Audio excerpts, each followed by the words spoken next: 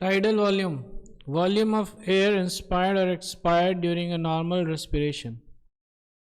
It is approximately 500 milliliter. That is, a healthy man can inspire or expire approximately 6 to 8 liter of air per minute. Clear है? Clear है? फिर है inspiratory reserve volume. तो हम लोग normally सांस लेते हैं, कभी कभी बोला जाता है टेक डीप ब्रेथ, तो मतलब कि जितना नॉर्मल सांस लेते हैं उससे भी ऊपर हम लोग हवा अंदर ले सकते हैं. That is known as inspiratory reserve volume. Additional volume of air,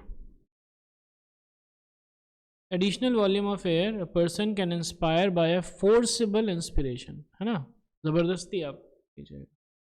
This averages 2.5 to 3 liters. Clear है? Yes or no? Expiratory reserve volume,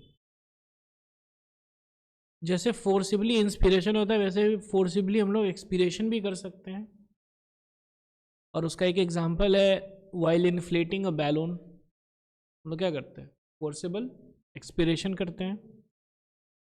तो this averages 1 to 1.1 litre.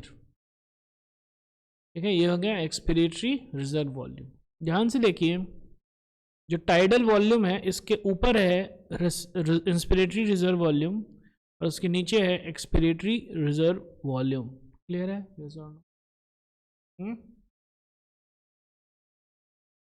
Residual volume. अब क्या किए कि हम लोग जो है पूरा ना अपना like whatever energy we have सारा लगा करके हम लोग पूरा लंग का जितना ना लाइक फोर्सेबल एक्सपीरेशन किए हम लोग, लेकिन तब भी लंग में एयर बच जाएगा. उसको हम लोग बोलते हैं residual volume which is again around 1.1 to 1.2 litres. Clear है? ये हो गया वॉल्यूम. तो ये चार चीज जो है चार वॉल्यूम है. क्लियर है क्या? यस और नो?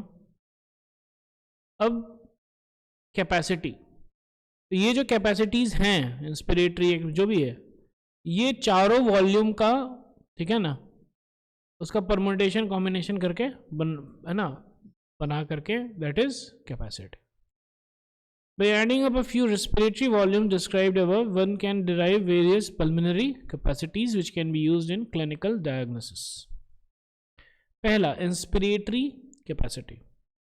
हम एक्सपीरेशन किए, उसके बाद फिर हम इंस्पिरेशन की और फोर्सिबल वाला की, तो क्या होगा? Tidal volume plus inspiratory reserve volume दोनों फिलअप हो जाएगा.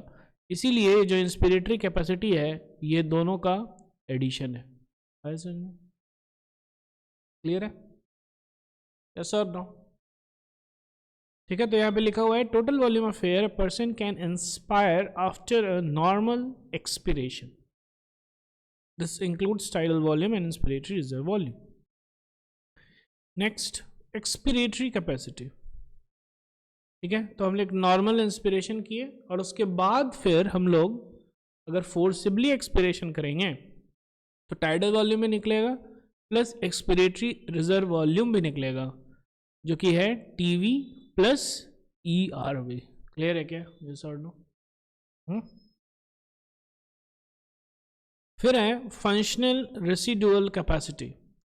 Volume of air that will remain in the lungs after a normal expiration. Normal expiration के बाद जितना भी एयर है हमारे लंग्स के अंदर दैट इज